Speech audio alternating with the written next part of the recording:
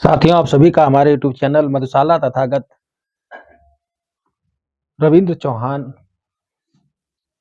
संपूर्ण हिंदी साहित्य शिक्षण केंद्र में स्वागत अभिनंदन है। आप सभी विद्यार्थियों के लिए मैं जैसा कि हिंदी साहित्य का इतिहास पाठ्यक्रम चला रहा हूं, उस क्रम में हिंदी साहित्य इतिहास लेखन परंपरा में आज हम इसके पहले हमने डॉक्टर नागेंद्र जी को विस्तार से पढ़ा दिया है। अब आज के प्रसंग में हमने डॉक्टर रमाशंकर शुक्ला रसाल जी को लिया है। दोस्तों, आज हम रमाशंकर शुक्ला रसाल के बारे में विस्तार से उनकी रचनाओं के बारे में, उनकी विशेषताओं के बारे में, उनका जो हिंदी साहित्य का इतिहास है उसमें उन्होंने जो हिंदी साहित्य के इतिहास का वर्गीकरण किया उसके बारे में विस्तार से जानेंगे और उन्होंने किन किन कालों को क्या क्या कहा उसके बारे में विस्तार से हम चर्चा आज करेंगे। खासतौर से रमाशंकर शुक्ला रसाल जी के बारे में उनका जो वर्गीकरण है, वर्गीकरण के कथन में उन्होंने रीतिकाल को, मध्यकाल को या हिंदी के प्राचीन काल को क्या-क्या नाम दिया है, ये अक्सर पूछता है। कोई भी ऐसा एग्ज़ाम हो जिसमें रमाशंकर शुक्ला रसाल जी का ये प्रश्न ना पूछा गया, लेकिन पूछा जाता है। किसी न किसी ऑप्शन में ये रहते हैं, इसलिए इनको पढ़ना एकदम इम्पोर्टेंट है। खास तौर से जो विद्यार्थी केवीएस के लिए लगे हुए हैं और उत्तर प्रदेश टीजीटी, पीजीटी अभी होने वाला है, उसमें भी बहुत इम्पोर्टेंट रखेगा। तो Uttar Pradesh TGT, PGT, KVS आदि की जो परीक्षाओं के लिए है, इसके लिए आप लोग रमाशंकर शुक्ला रसाल जी को पढ़ लीजिए। डॉक्टर रमाशंकर शुक्ला रसाल, इनका जो उपनाम है, इनका उपनाम रसाल है। कई बार पूछा भी है कि रसाल किसका नाम है, तो रसाल रमाशंकर शुक्ला जी को कहा जाता है। तो इनका उपनाम है रसाल। आइए इनके बारे में लिख कर मैं एक-एक चीज़ बता देता हूँ, ठीक है? ताकि ये कन्फर्म हो जाए आप सभी को। तो दोस्तों आइए देखते हैं रमाशंकर शुक्ला जी को। डॉक्टर रमाशंकर शुक्ला रसाल, इनका उपनाम है रसाल। इन्होंने जो रचना किया है, उनका सबसे प्रमुख ग्रंथ है, इनके इनके ख्याति का जो प्रमुख ग्रंथ है, ठीक है? जिससे इन्होंने पूरी ख्याति पाई है रमाशंकर शुक्ला जी ने, वो है हिंदी साहित्य का इतिहास। इनका ग्रंथ है हिंदी साहित्य का इतिहास। इसका प्रकाशन सन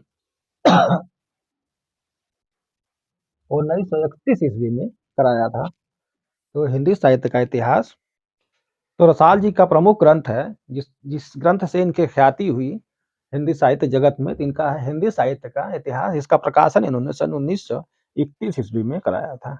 इनका अगला इनके सारे ग्रंथों के बारे में पहले हम परिचय करा देते हैं। इसके बाद इनके रमाशंकर शुक्ला जी के का जो हिंदी साहित्य का इतिहास है उसका वर्गीकरण इसके बाद वाली वीडियो में डालेंगे हम। तो दोस्तों मैंने सोचा है कि इनकी जो जितनी रचनाएं हैं वो रचनाओं को पहले आप लोग जान लीजिए। उसके बाद अगर वीडियो लंबी होती है तो अगली वीडियो में मैं इनके हिंदी साहित्य का इतिहास का वर्गीकरण पढ़ाऊंगा। तो अभी इनके रचनाओं के बारे में लिख लीजिए। इनका प्रमुख ग्रंथ है साहित्य प्रकाश। साहित्य प्रकाश साहित्य प्रकाश इनका प्रमुख ग्रंथ है और इनका जो हिंदी जगत में नाम है वो इसी हिंदी साहित्य के इतिहास 1931 का प्रकाशन हुआ था, इसी से है। और इसी से इन्होंने हिंदी साहित्य में खास तौर से इनका जो प्रश्न बनता है वो इनका जो वर्गीकरण है उसमें जो नाम दिया है, नामकरण किया, नामकरण के चलते इनका वर्गीकरण होता है। तो इनका प्रमुख ग्रंथ है साहित्य प्रकाश, साहित्य परिचय, ठीक है? साहित्य परिचय नोट कर लीजिए, हो सकता है रिपीट कर दे, वैसे पूछा नहीं, बहुत कम पूछा जाता है। साहित्य परिचय हो गया। नंद काव्यलोचन, नंद काव्यलोचन, काव्यलोचन, यह आचार्य नंददास जी का जो काव्य है उनके काव्यों का इन्होंने आलोचना किया था, उसी को इन्होंने नंद काव्य आलोचन नाम दिया है। उसके बाद नाट्य निर्णय, इनका प्रमुख ग्रंथ है नाट्य निर्णय। नाट्य निर्णय, नाटकों पर इन्होंने अपना जो शास्त्रीयता इन्होंने अपना बखान किया है, बताया है उसमें किस तरह से होना चाहिए। तो नाट्य निर्णय ग्रंथ में इसका प्रयोग किया। 1951 ईस्वी में इसका प्रकाशन हुआ था। नाट्य निर्णय का प्रकाशन 51 ईस्वी में हुआ था। इसके बाद भाषा शब्दकोश, भाषा शब्दकोश इनका प्रमुख ग्रंथ है। भाषा शब्दकोश, अलंकार पीयूष, अलंकार पीयूष इनका प्रमुख ग्रंथ है। अलंकार पीयूष, जिसका प्रकाशन 1929 में हुआ था। ठीक है, अलंकार प्रकाशन 1929 ईस्वी में ये ग्रंथ आया था। अलंकार पीयूष, इन्होंने अलंकार पर इसमें चर्चा किया है इन्होंने। इसके बाद इनका प्रमुख है आधुनिक ब्रज भाषा काव्य, आधुनिक आधुनिक ब्रज भाषा काव्य इनका प्रमुख ग्रंथ है। आधुनिक ब्रज भाषा काव्य। आधुनिक ब्रज भाषा काव्य को इन्होंने संपादन में काम किया था, जिसमें सुखदेव बिहारी के साथ इन्होंने लिखा है। इसको इन्होंने सुखदेव बिहारी, श्याम बिहारी, सुखदेव बिहारी, गणेश बिहारी के बारे में हमने बताया है। तो सुखदेव बिहारी के साथ इन्होंने मिलकर इसे लिखा है, आधुनिक ब्रज भाषा काव्य। ठीक है। इसके बाद रचना विकास,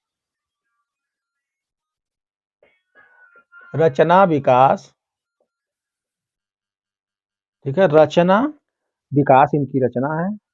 इसमें रचना तथा भाषा शैली की आलोचना है। इसमें रचना प्लस भाषा शैली, ठीक है, भाषा शैली की आलोचना है। ठीक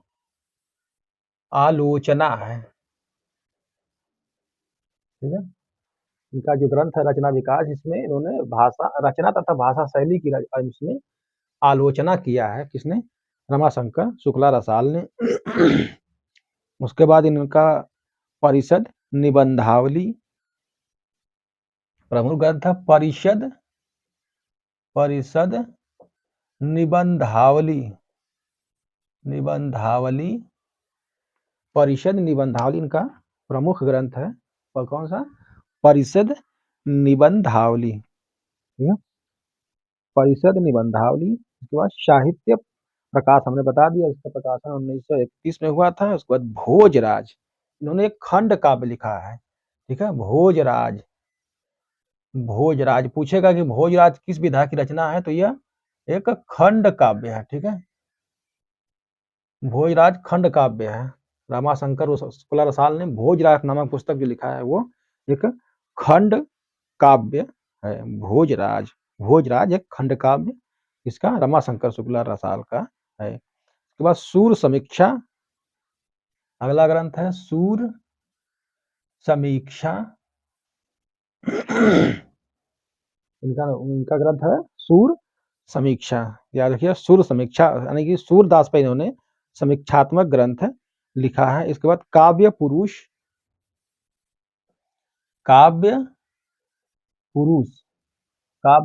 ग्रंथ इन्होंने लिखा है। इसका प्रकाशन 1955 ईस्वी में हुआ था। काव्य पुरुष, ठीक है,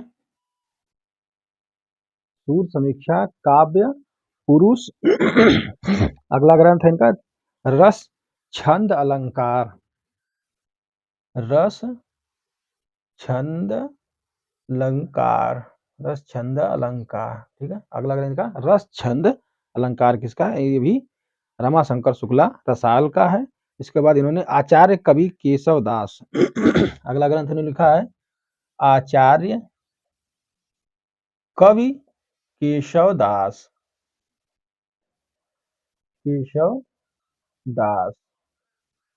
इनका प्रमुख ग्रंथ है आचार्य कवि केशव दास। इसका प्रकाशन 1957 ईस्वी में हुआ था।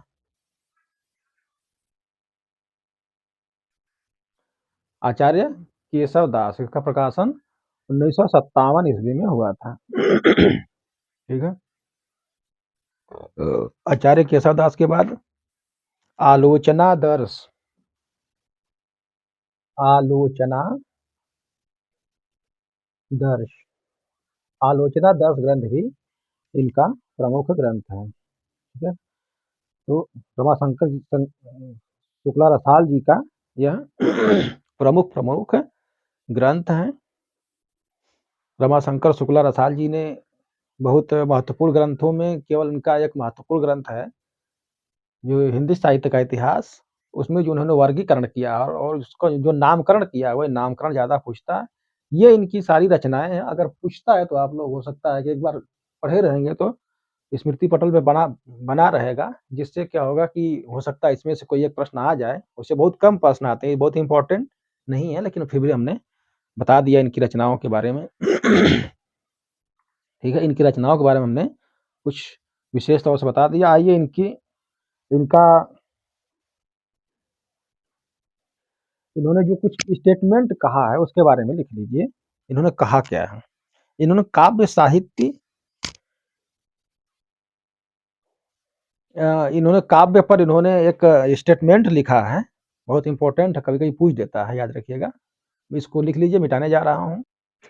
रसाल जी ने काव्य पर इन्होंने कथन कहा है, काव्य काव्य की परिभाषा दिया है, ठीक है? काव्य की परिभाषा, इन्होंने काव्य की परिभाषा में कहा है कि काव्य है क्या? इन्होंने कहा है कि काव्य मुख्य इन्होंने कहा कि काव्य साहित्य का मुख्य अति मुख्य अंग है। काव्य साहित्य का मुख्य अति मुख्य अंग है। काव्य साहित्य का मुख्य अति मुख्य अंग है। बताया क्या अंग है? कि बिना काव्य का है साहित्य का मुख्य अति मुख्य अंग है। बिना काव्य के साहित्य का कलेवर, बिना काव्य के साहित्य के का कलेवर, साहित्य का कलेवर।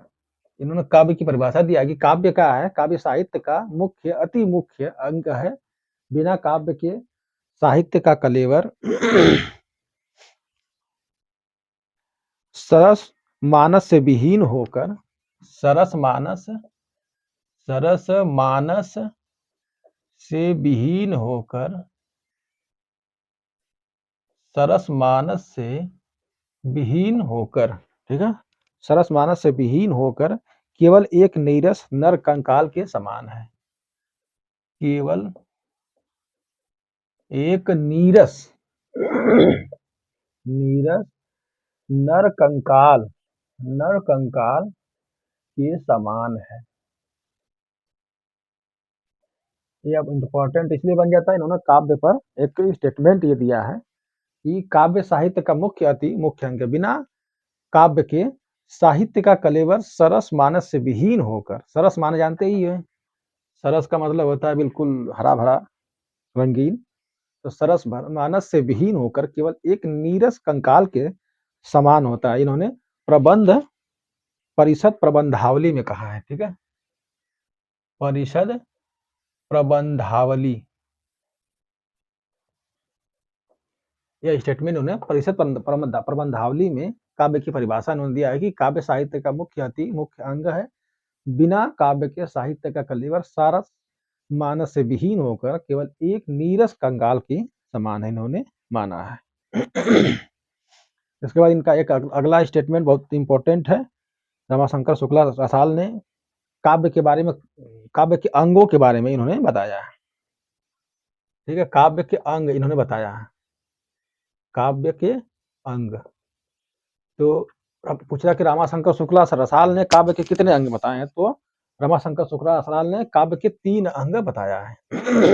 काव्य के 3 अंग माना है, 3 अंग माना है, ठीक है, 3 अंग माना है। रमाशंकर शुक्ला रसाल ने काव्य के 3 अंग माना है या काव्य का 3 भाग किया है। पहला उन्होंने भाव, भाव या भाव को आप वर्ण वस्तु जिसका वर्णन किया जाता है, ठीक है, वर्ण वस्तु जिसका वर्णन है, तो काव्य का इन्होंने 3 अंग माना है। काव्य के 3 अंग, ठीक है? ये अंग हैं। काव्य के 3 अंग माना है। पहला भाव या वन्य वस्तु। भाव, जो भाव हमारे अंदर प्रकट स्फुट होते हैं, उसी का हम उसमें वर्णन करते हैं, उसी को वन्य वस्तु या भाव कहते हैं। दूसरा भाषा। दूसरा भाषा, ठीक है? काव्य काव्य का जो अंग है दूसरा क्या है? भाषा। भाषा क्या है? इसमें वन्य वस्तु अनुदित होती है। इसी में, इसी भाषा में ही वन्य वस्तु आकर के निकलती है, यानी कि अनुदित होती है। तीसरा अंग इन्होंने माना है रचना या शैली। तीसरा अंग रचना या शैली, ठीक है? या वर्णन की रीति, या वर्णन की रीति, या इसको इसका और नाम से जानते हैं भाव प्रकाशन। भाव प्रकाशन। तो काव्य के 3 अंग माना है इसने रमाशंकर शुक्ला रसाल ने। पहला भाव या वन्य वस्तु, दूसरा भाषा, तीसरा रचना या शैली, या वर्णन की रीति या भाव प्रकाशन, ठीक है? ये हमने एक छोटी सी वीडियो रमाशंकर शुक्ला रसाल जी की रचनाओं और उनके स्टेटमेंट, कथन आदि के बारे में बताया है। उन्होंने इतिहास की भी परिभाषा लिखा है, अपने जो हिंदी साहित्य का इतिहास लिखा है उसमें उसमें उन्होंने इतिहास की परिभाषा बखूबी लिखा है। उन्होंने लिखा है कि जिसमें किसी देश एवं जाति का, उन्होंने इतिहास की परिभाषा में क्या लिखा है?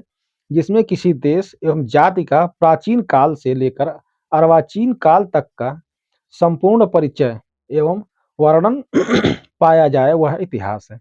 इसके द्वारा हमें देश, जाति आदि की घटनाओं का वर्णन मिलता है, जो कि प्राचीन में उस दौर में घटी होती है। तो दोस्तों, रमाशंकर शुक्ला रसाल जी के बारे में बहुत ज़्यादा जानकारियाँ नहीं हैं। हमें बहुत पूछता है, जो पूछता है वर्गीकरण में पूछता है। तो आप सभी से निवेदन है कि मेरे चैनल को लाइक, सब्सक्राइब, शेयर ज़रूर कर दें। मिलते हैं रमाशंकर शुक्ला रसाल जी की अगली वीडियो में, जिनमें रमाशंकर शुक्ला रसाल की लाइट चली गई है। ठीक है?